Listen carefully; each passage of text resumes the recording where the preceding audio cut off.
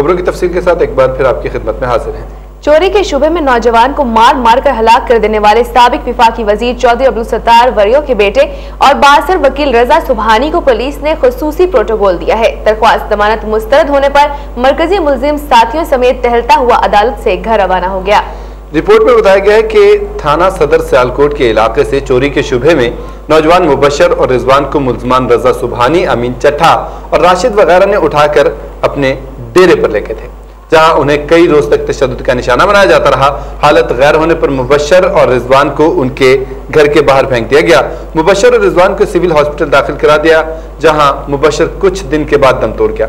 रिजवान की हालत अब भी नाजुक है। मुलजमान रजा सुबहानी वगैरह की दरख्वास्त जमानत समाअत के बाद अदालत ने खारिज कर दी है, ताहम पुलिस खड़ी मुंह तकती रही, जबकि रजा सुबहानी उनके सामने आराम से टहलता हुआ निकल गया। ये इस तरह हुआ है कि आज सियालकोट ना एडिशनल सेशन जज मलिक शबीर सैन की अदालत में मुलजमान रजा सुबहानी जो साबिक वफाकी वजीर अब्दुल सत्तार के बेटे और सूबाई वजीर खुश अख्तर सुबहानी के भाई हैं, इनकी आज अदालत में तरीक थी।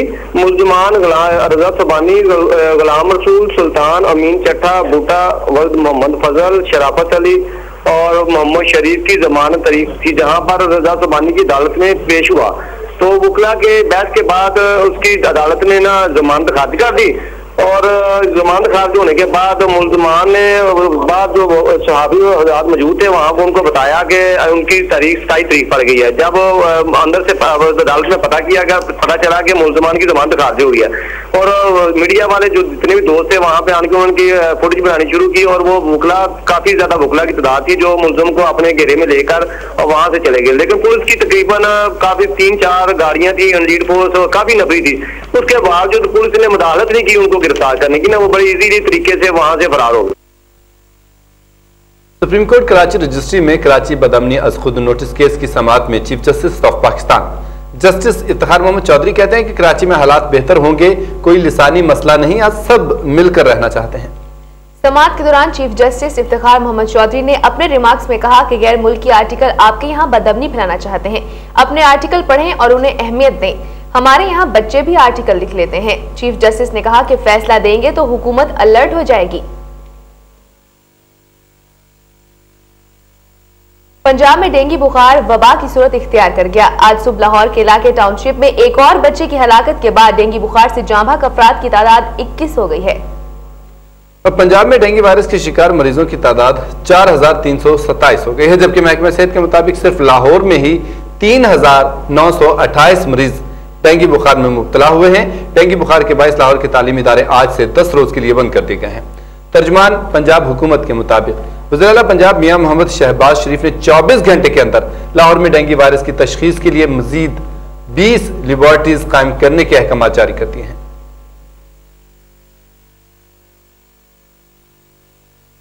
कराची के इलाके सोराबगोट से मुल्हिक इलाके में रेंजर्स ने ऑपरेशन के दौरान 1 दर्जन से ज्यादा मशकूक अफराद को हिरासत में लेकर मुख्तलिफ इक़साम का असलहा बरामद कर लिया है। ज़राए के मुताबिक रेंजर्स को इत्तला मिली थी कि इलाके में करदन तंजीमों के तखरीबकार और भारी मिकदार में असलहा मौजूद है, जिस पर रेंजर्स की भारी नफरी ने सुबह सवेरे सोराबकोट में अल आसिफ स्क्वायर, जन्नत गुल टाउन और मुलाहिका कच्ची बस्तियों का मुहासरा कर लिया। इस दौरान इलाके के तमाम दाखिली और खारिजी रास्ते की नाकाबंदी कर दी गई।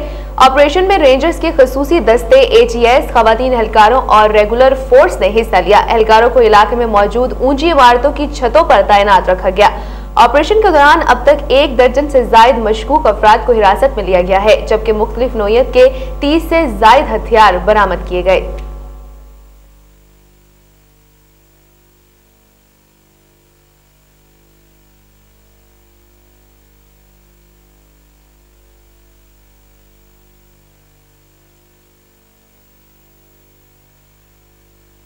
और नाज़रीन, अब आपको वज़ीर-ए-आज़म हाउस लिए चलते हैं, जहां पर सदर मुमकिन आसिफ अली ज़रदारी की अपील पर वज़ीर-ए-आज़म सैयद यूसुफ रज़ा गिलानी बारिश और सैलाब और डेंगू से छुटकारे के लिए दुआ कर रहे हैं।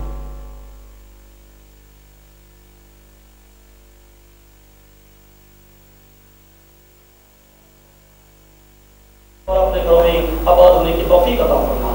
या इलाहुल आलमीन, कराची का शहर जो है उसके अमन, या इलाही उसका सुकून कुछ अरसे से या इलाही मुतासिर है। या अल्लाह, कराची को फिर से दुनिया भर में नामवर अमन और सुकून के लिहाज से शहर बना दे। या रब्बल आलमीन कराची के अमन को लौटा दे। या इलाही कराची की गलियों को, कराची के या इलाही बाजारों को अमन सुकून का गहवारा बना दे। या अल्लाह कराची के रहने वालों को अमन सुकून अता फरमा। आपस में दीन इस्लाम की बरकत से या इलाही ने भाई भाईवत कर रहने की तौफीक अता फरमा। या इलाही आपस के तासबात को, आपस के इख्तिलाफात को बुलाकर या इलाही इस्लाम के नाम पर, पाकिस्तान के नाम पर या इलाही कराची में अमन सुकून अता फरमा। या रब्बल आलमीन, या इलाही आलमीन पाकिस्तान की दीगर शहरों में खुसूसन डेंगू वायरस या इलाही मच्छर की जो बीमारी या इलाही इससे निजात अता फरमा। जितने या इलाही से मुतासिर होकर दुनिया से जा चुके हैं या अल्लाह उनकी मग़फ़िरत फरमा। या इलाही सैलाब में, डेंगू वायरस में, दीगर या इलाही मुतादी अमराज़ में जो फौत हुए या अल्लाह उनको शहादत का मकाम और मर्तबा अता फरमा।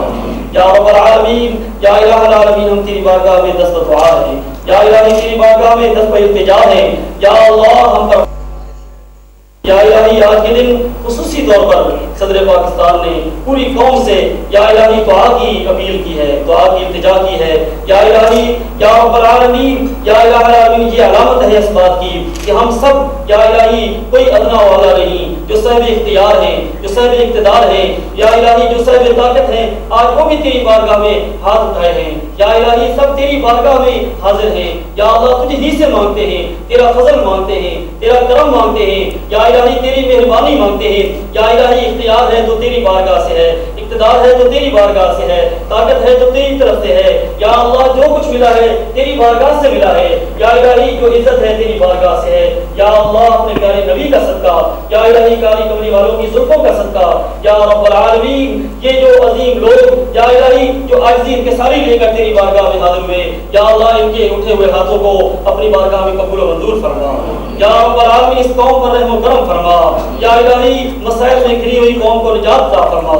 या इलाही जो मजलूम हैं उन्हें जुल्म से सितम से निजात अता फरमा, जो परेशान हाल हैं उनकी परेशानियों को दूर फरमा।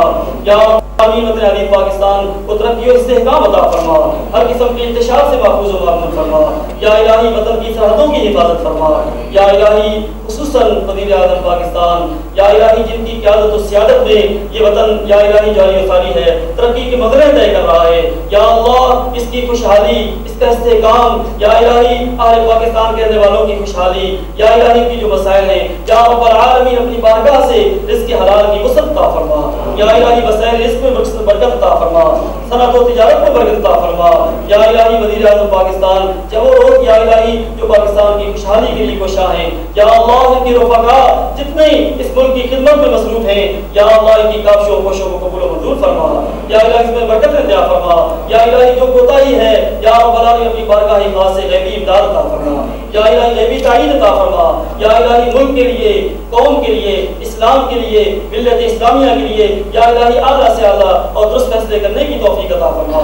या रब्बल आलमीन, या इलाहल आलमीन, आक़ाए दो आलम अलैहिस्सलातु वस्सलाम की वसीला दिल्ला से या अल्लाह हमारी दुआ को कबूल फरमा। या इलाही हमारी इल्तिजा को कबूल फरमा।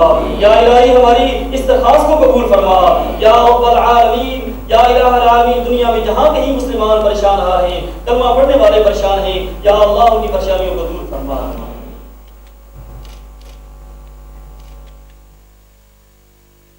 नाज़रीन, आपने मुलाज़ा फरमाया वज़ीर आज़म हाउस में दुआ की जा रही थी सैलाब से और डेंगू से निजात के लिए। आपको बताते चलें कि आज सदर मुमलकत आसिफ अली ज़रदारी ने कौम से अपील की थी कि नमाज ज़ोहर के बाद खुसूसी तौर पर दुआ की जाए, रब के हुजूर दुआ की जाए, रहम की दुआ की जाए कि अल्लाह पाक सैलाब से